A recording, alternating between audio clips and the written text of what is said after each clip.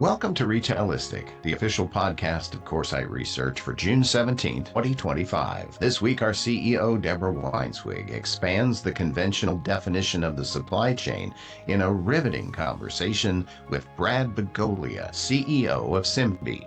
But before we dive into that discussion of our second annual research paper in cooperation with Simbe, let's look at some of the other research that's publishing this week on Coresight.com. We're spotlighting luxury retailing, examining the performance and strategies of Kering and LVMH, putting the two companies head-to-head. We'll discuss the impacts of tariffs on the upcoming back-to-school and end-of-year holiday season in the U.S. We'll wrap up the first quarter of 2025 earnings season, providing detailed information and insights on leading retailers and brand owners' recent performance and their forward-looking guidance. We'll leverage proprietary U.S. consumer survey findings, reviewing the back-to-school shopping season. We'll dive into the use cases and value of AI in the beauty industry, our weekly U.S. store openings and closures tracker and weekly U.K. store openings and closures tracker, both publishing Fridays, report on the latest store closures, store openings, and bankruptcies. Access all these reports on Coresight.com. We have our 3 data points we're watching this week's series, spotlighting key data points from our research. Look out for the series every Friday. You can find the last infographic, which presents proprietary survey findings on consumer sentiment in the U.S. and China, on Coresight.com. Now, here's Deborah and Brad. Hello, everyone. We're so excited to be here today with Brad from Simbe because we are talking about our second annual State of In-Store Retailing Report. So what's different this time? Well, now we have 2 years of data, so we can see the change year on year, but we're also expanding to Europe. And so this entire market around in-store technologies is really growing. And I think that retailers are really starting to think differently about how they invest, where they invest, and why they invest. And right, this idea, Brad, around kind of store intelligence technology is part of it. So first, let's start at the beginning. Brad, tell us about you, tell us about Simbe, and tell us kind of why we're all here today. Absolutely. Deb, thank you so much for having me on and again, all the work to collaborate on this exciting report. But I'm Brad Bogolea, CEO and co-founder at Simbe. I founded Simbe about 10 years ago, really with the mission of digitizing physical stores. And our real goal today is building the intelligence and visibility layer into every store around the world. And what we mean by that is digitizing every shelf, every product, understanding every price tag, where every product is located. And how do you leverage this new data set to really evolve the operating model of these retailers? And so we've had the fortunate opportunity to do work with more than 40 of some of the largest retailers across the world. These include segments like grocery, mass, club, DIY, home improvement, pure play alcohol stores. But we've had a front row seat to truly what's happening in these stores at a frequency and fidelity that's never been seen before. So, Deb, really excited for the conversation today and to mutually share some of the insights that we've been seeing across the industry. Yeah, I mean, I think, Brad, what's been really interesting to us is what's happened in a fairly short period of time around technology adoption. I think that shareholders are increasingly listening on earnings calls to see what's new in this area, and they're really rewarding, right, with higher share prices, higher market caps. And so I believe that we're starting to see a real change in terms of who owns the technology, and it's really starting kind of from the CEO all the way on down. And so as you see some of this adoption kind of across the board, what's surprised you the most? Yes, to your point, Deb, I think a lot of leadership teams and boards are waking up. I recall us being in similar forums over the last several years where analysts within the retail industry really celebrated just predictable and so much of the same in the world of retail. If we look at where the most valuable companies on the planet sits today, it's really those investing heavily in technology and transformation. So if I look back over the last year, what I would say is we've seen such an increase in the number of retailers looking at actively investing in AI and automation, and particularly in areas like shelf intelligence. And what they're beginning to realize is helping them better address some of their big macro headwinds, right? Where are they losing revenue? Where are they losing margin? So we're just seeing this type of conversation come up a lot more. As all of you should have the report in hand since it drops today, I personally thought one of the most interesting kind of, tables and insights were around talking to the retailers about the challenges that they face with in-store inefficiencies. I, kind of looking at it through a tech lens, I always thought that promotion execution errors were kind of at the top, and I was surprised last year when that was down at 7. But I believe that a lot of, right, the transparency around that maybe didn't exist. I think with Simbe and others, right, that's really accelerated. So I thought it was really interesting that promotion execution errors had kind of walked their way up to number 1. The other area that was really interesting was this, once again, this opaqueness previously around understanding individual stores and what was driving better performance. As you think about some of the challenges the retailers have faced, and not only what do they think is the greatest opportunity versus what is the greatest opportunity, do you see that those are more closely aligning than they have in the past? And if so, what does that mean for you and Simbe? Absolutely. I think we are seeing a deeper trend there. I think as humans, Deb, we all have great intuition, but what's really important is having great objective data. And if I take the first point you mentioned just a moment ago around pricing and promotion, really for the first time in retailers' history, they're able to measure their price accuracy in these types of environments very, very empirically.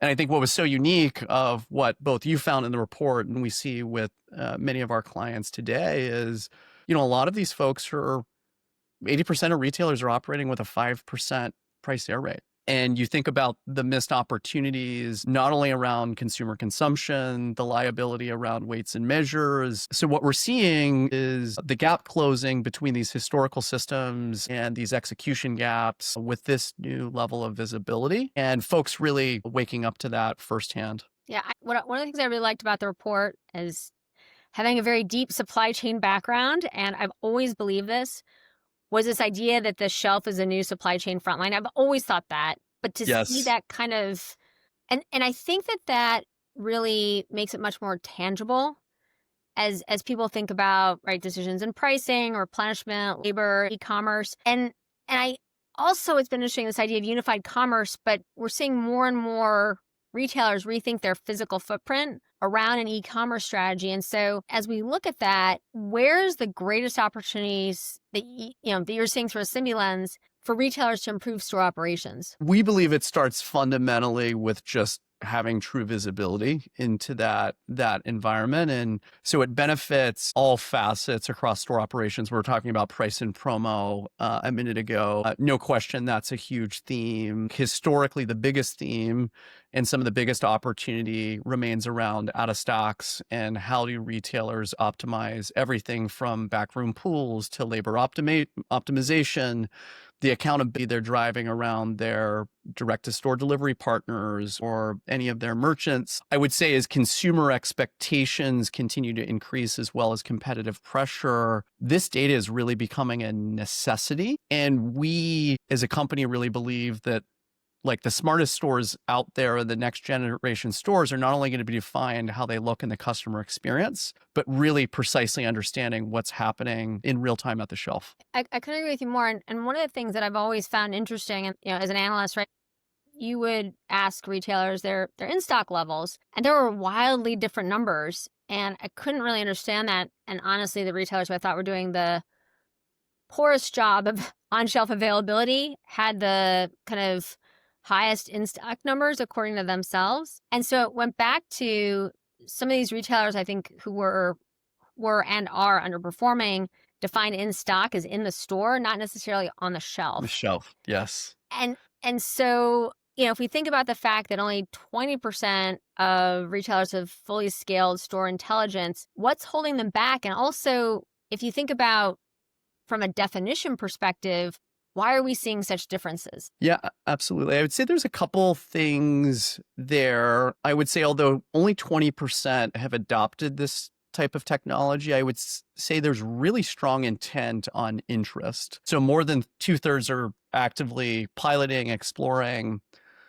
I would say what's missing and separates the 2/3 from the 20% is the 20% are the folks that have developed a deeper understanding of the true size of the prize and what this really means from cost savings, revenue standpoint. I would say the other variable we see is just around cultural alignment and prioritization. Dave, as you and I know, automation and AI is going to drive some of the deepest change really across any industry that we've ever seen in our history. And so those retailers that are building the deepest competitive advantage today are those that are really leaning in and see that this really provides the deep objective view to their store versus the piecemeal self-reported data they either had from store teams, their proxy on in-stock position that they were getting from online grocery. They really, for their first time, have a holistic understanding of what's happening in the environment and really able to measure the size of the prize. And with the size of the prize there, I would say what we're seeing is this type of project or initiative moves up the stack very quickly once they get to that level of understanding. Yeah, I think that the understanding the size of the prize, also in some cases understanding that there are solutions that kind of go across the ecosystem and are not, right? We tend to see, right, there's certain technologies that either kind of store staff or HQ, there can be different levels of interest. But to me, this one, everyone's aligned, and going back to if your store is right, kind of like from a supply chain perspective, that really allows everybody to align. As we think about current adoption trends, where does that? I was just in Shenzhen this past week, so right, it's all about robotics. So I'm very, I'm probably not very kind of independent thinker at this moment on this because everything was about that. But where do you see kind of robotics in physical store, right, consumer facing? How do you think about it kind of throughout supply chain? And how do you think about adoption rates? And why do they differ so much? And it was like 4 questions, but we'll do our best. Yeah, I would certainly say we are seeing adoption rates further accelerating. And the demand that we see in the market today is at an all-time high. Signed more new logo partnerships in the last 12 to 18 months than we have in our entire history. And what we're seeing here, Deb, is retailers make deliberate investments. And in the past, it was more tests and experiments. Certainly, we all get the benefit, I think, of the Chat GPT moment that has opened everyone's eyes to really the opportunity of AI and how empowering it can be. I would say the other piece that's really helping with adoption is we're seeing the greatest amount of knowledge sharing across share groups with our particular client base. And what's been exciting about this is it's not every retailer reinventing the wheel. We're starting to see best practice forums built around evaluating shelf intelligence vendors, best practices in deploying shelf intelligence, how to manage change management, what type of ROI and value case should you be looking for. And I would say the more the proven results that retail partners have been able to deliver on best-in-class OSA, best-in-class price execution, order online fulfillment rates, store team satisfaction, customer sat. I would say these have been some of the biggest needle movers for adoption, but certainly we're all riding the wave of what's happening with physical automation and physical AI, where the cost of sensor technology is going down drastically, the cost of compute is going down drastically. Yeah, it's interesting. We adopted in our AI council at the last meeting, we started to really lean into AI in the physical world, because I do think it's easier, right? Especially if you're starting in the, from a retail perspective, you're starting in the physical world and moving to digital.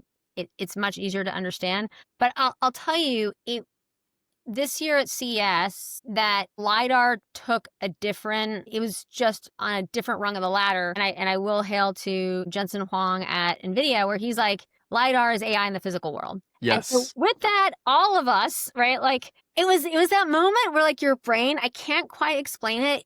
You're like, it just all makes sense now, right? It like literally opened up. And so I have to tell you, I would not have expected this. I probably spent more time with John Deere at CES because, right, they're talking about like 360 and like how, right? I mean, it was really interesting how they've kind of done so much in LiDAR, almost synonymously, so that a lot of us kind of really leaned into it and we're really kind of well educated. So if we think about how LiDAR is really becoming much more commonplace, or at least better understood, how important is that in, right, kind of the growth in, Simbe specifically, but also kind of robotics more generally, and what's happening in a physical store. So as it relates to LiDAR, let me take a step back. As we think about sensing technology that's applicable to retail, we see a myriad of technologies. LiDAR is one, 3D cameras, 2D cameras, inertial sensors, RFID sensors. What has been most interesting is just how powerful this sensing technology has garnered. And a lot of this is due to investments that has happened in everything from autonomous vehicles to the mobile smartphone, et cetera. So retailers have been able to gain the benefit of just the platformization that's come across the world. The ability to create these digital twins through 3D camera technology, LiDAR, in these types of environments is really a game changer. We've never been able to visualize or recreate these environments in this way. And as you know, other analysts in this space have really commented on 2025 really being the year of the robot, given the level of inflection we've seen around the deployments of this type of sensing technology. I also think that if we think about it from a retail perspective, because obviously there's many uses for robotics, that going back to shareholders want retailers and brands to do something, right? It's much easier if it's visible.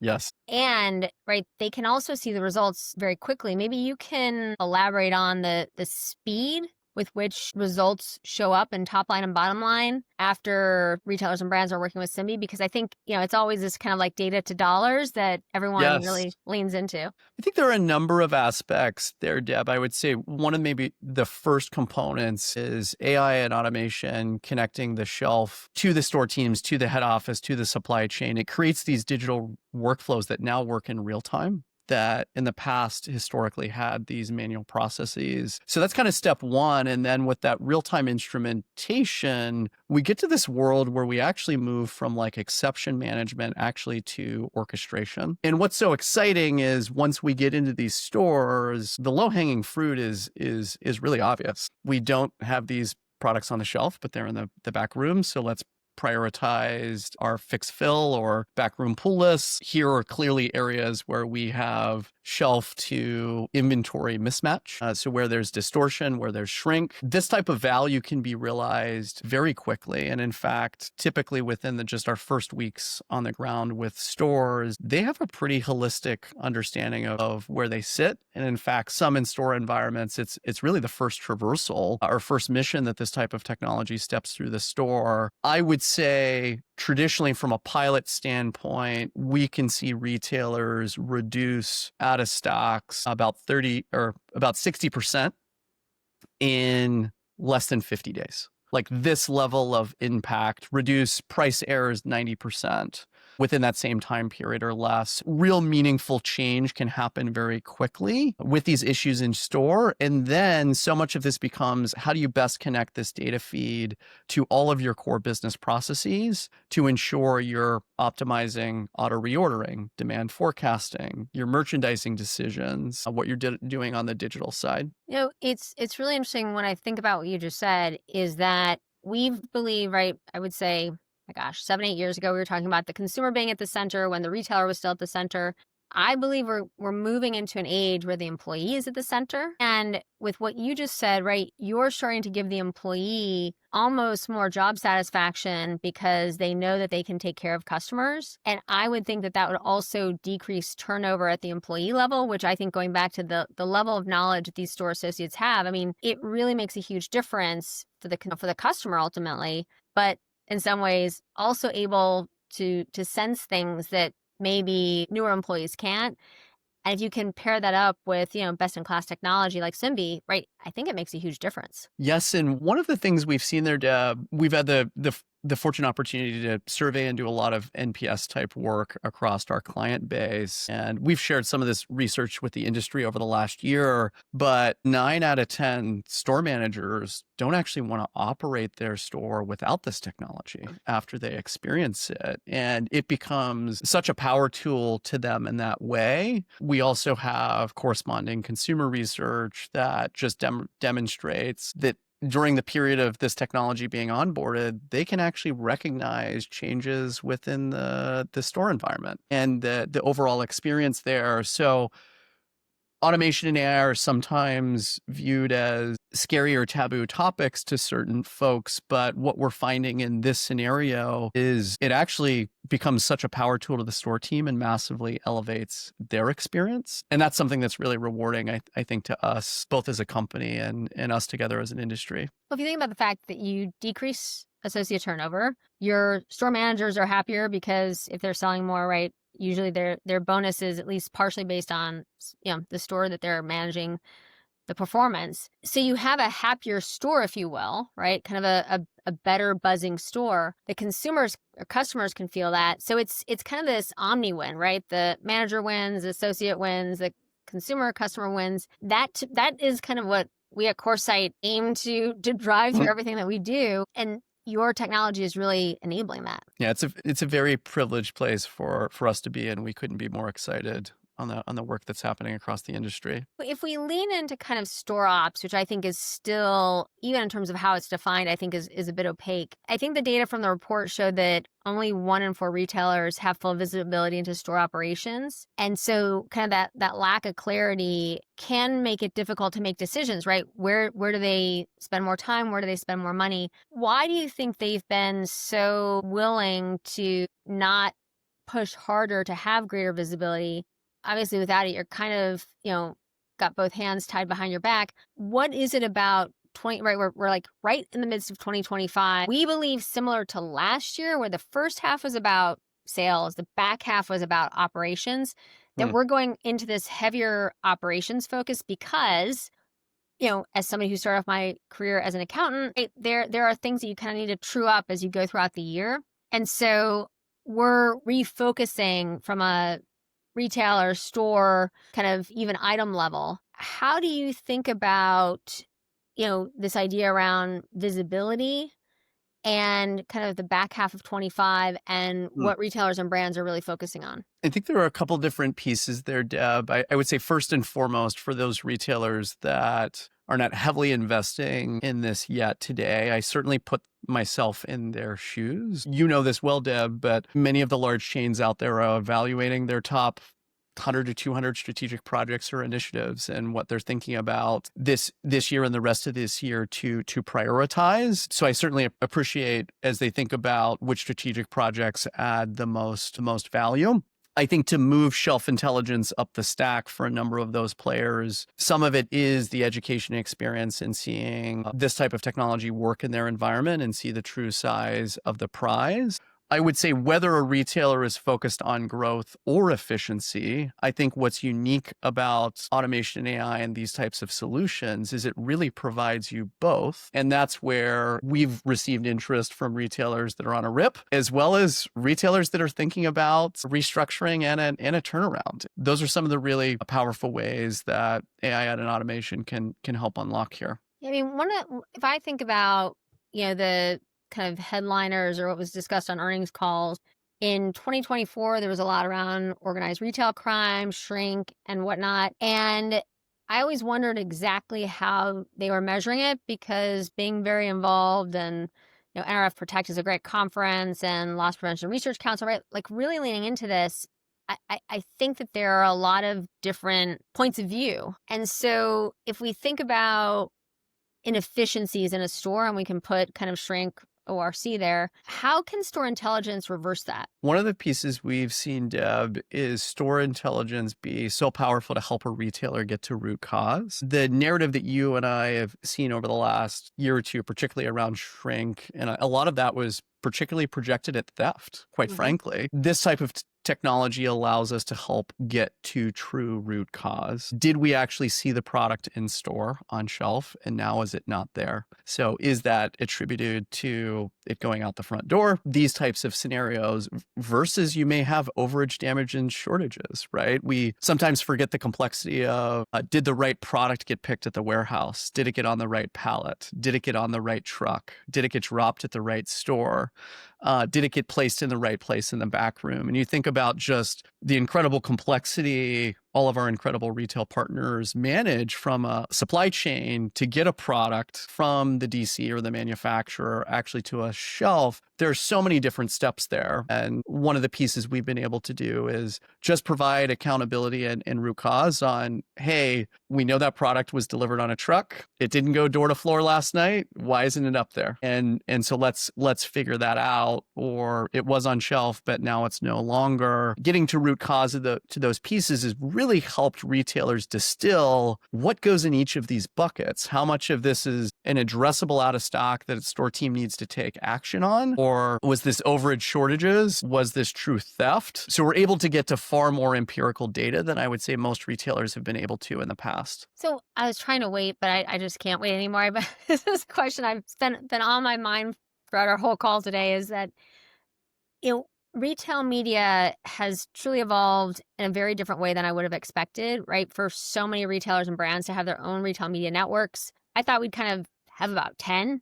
Obviously, I was by a significant order of magnitude, I think, like 40x, I was off. And so if we think about the importance of retail media, what's on shelf, at what time, we've had, I think I've talked to you, Brad, a little bit. We've had several retailers who have expressed frustration in the kind of this idea around the data, and for the brands to kind of be on the same page that they are, that the data that they're all looking at is the same. How does Simbe come into play there? Because to me, it's really the true blueprint.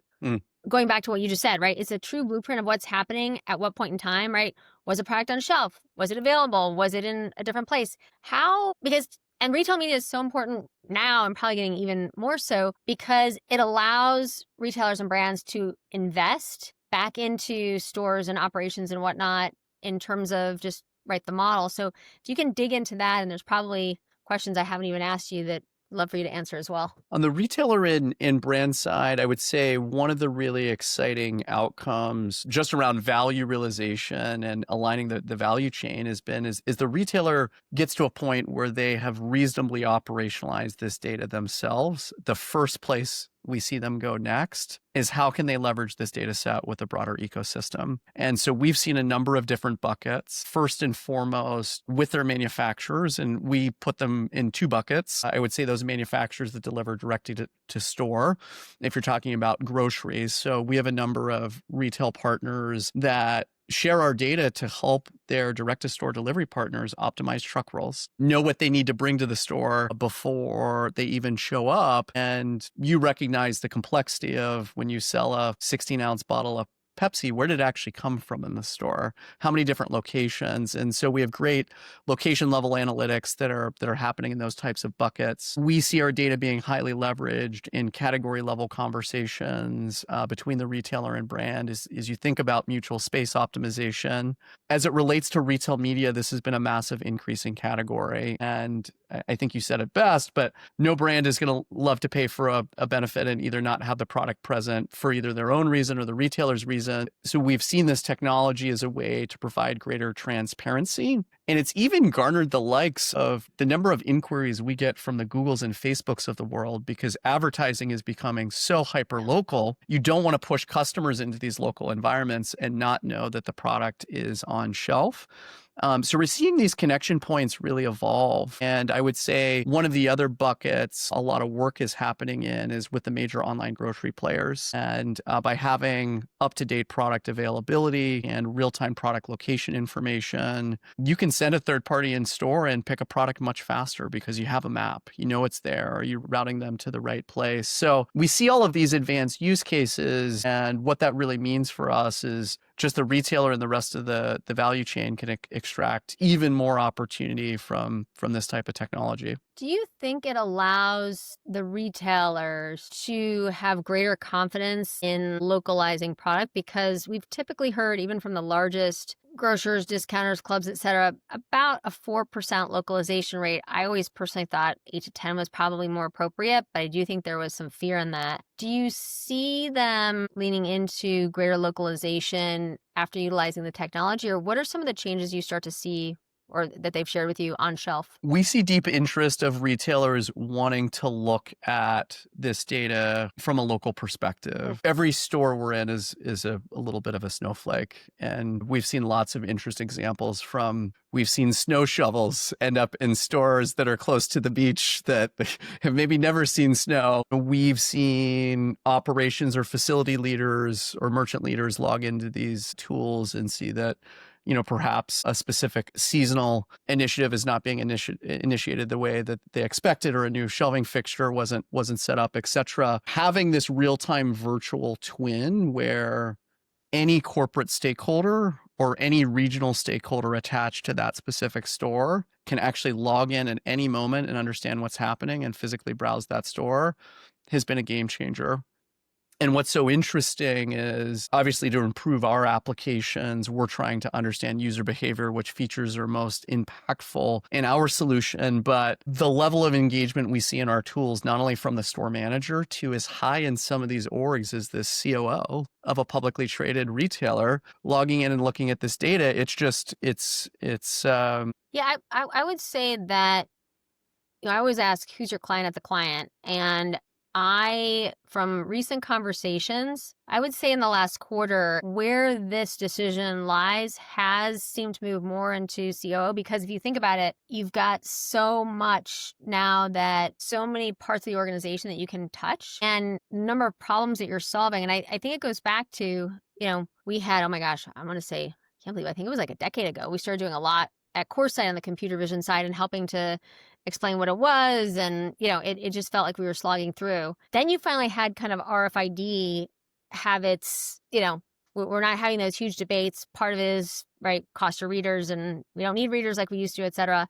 And then this, kind of this whole thing around fixed sensors. I mean, Simbe really kind of brings all that together. And I think individually there's been interest, but now having it kind of all in one wrapper, that's been critical. How do you see, right? I mean, I look at Simbe as more than just a robotics company, way more. But how do you describe that, I guess almost this orchestration layer, bring everything together?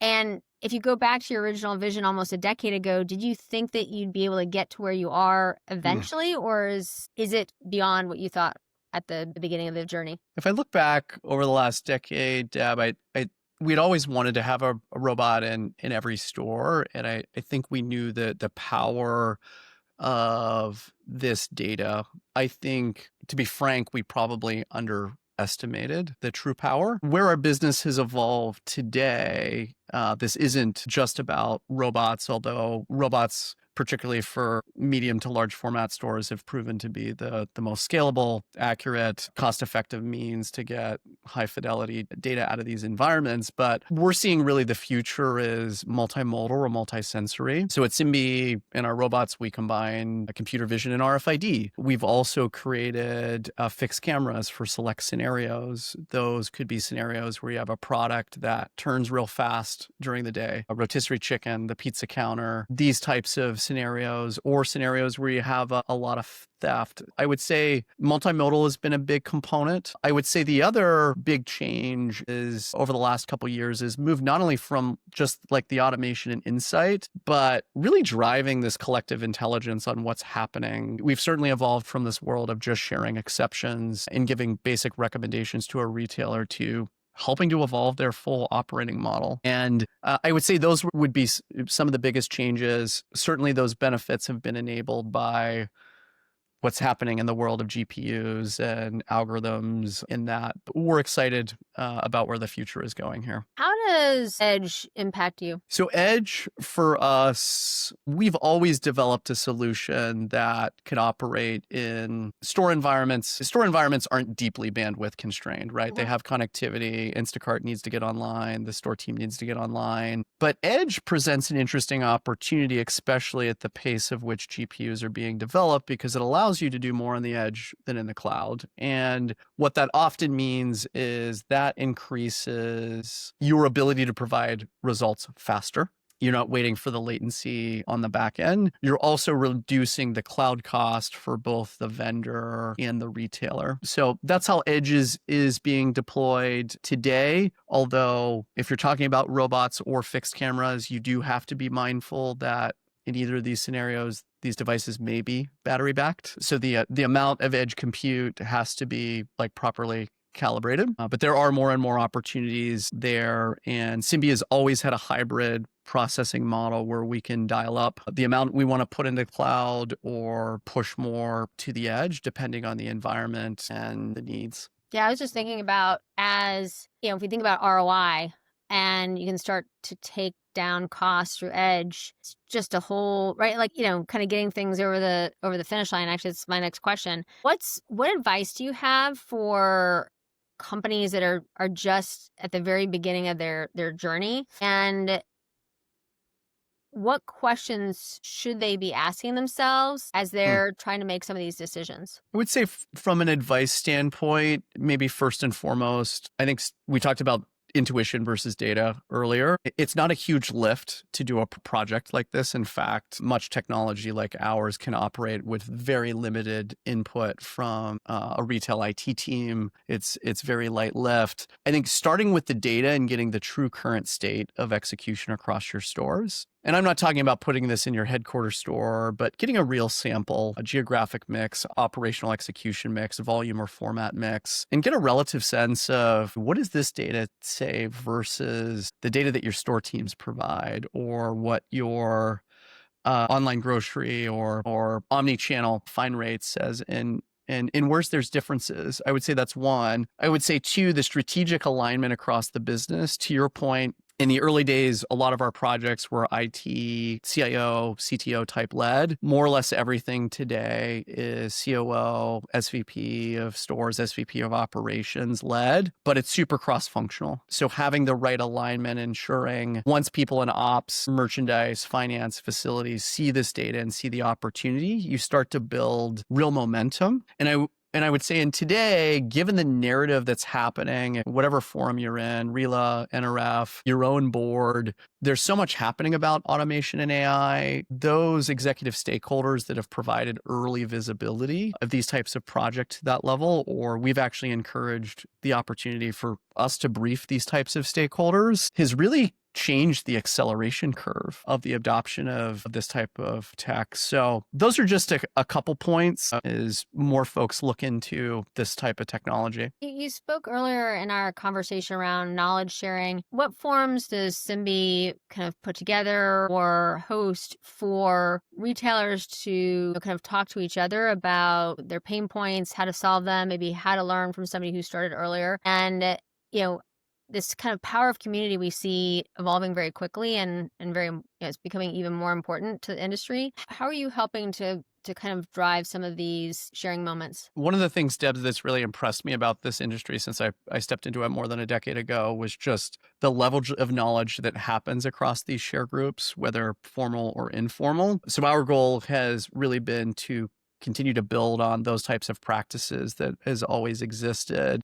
In the early days, any interested customer, prospective customer, we would often connect with our existing customers. Today, we're doing a lot more formalization around a true customer advisory board. In addition, we have certainly are omnipresent in forums like FMI, NRF, RELA, and these types of areas where we encourage sort of vendor agnostic IT best practice dialogue on what does it mean to evaluate this tech? What should be your success criteria? What are the IT integration requirements? What should be the business case, the ROI? What are the business models associated with them? So I would say we've been driving a lot ourselves as a company independently, but we've continued to lean on the incredible organizations, both UI and others are intimately involved across the industry to leverage their connectivity. But this is an area where I do encourage those that are evaluating these types of decisions to either talk to us or talk to others that have gone through it, because there's certainly opportunities to learn and accelerate the time to value. So not everyone's reinventing the wheel. Yeah, no, so sadly, I feel like it's been like 2 minutes, but it's been longer. And so our time must come to a close, unfortunately. Maybe, Brad, once again, we're at this perfect point, kind of midway through 25. And maybe you can talk about your vision for the rest of this year into next. And do you have any news to share with us as well? Yes, I see, Deb, the continue build on the world of retail becoming more of an AI first market or AI first economy. So I really love just the level of investments we're seeing across the industry, from GPT like prompts to help associates to the way the industry is using generative AI. So there's certainly a huge wave here. As we talked earlier, those retailers that are in growth mode or those retailers that may be in recovery mode, we're seeing a fairly equal interest for AI and automation being a differentiator. Our vision is for this type of technology to really be ubiquitous in every store on the planet. And I think for us, just the momentum that we've continued to see in the space over the last 12 to 18 months, particularly I would say, Deb, with a lot of tier one players. And I would say tier one players that have maybe spent the last couple years maybe testing, but doing a bit of wait and see and seeing what others are doing.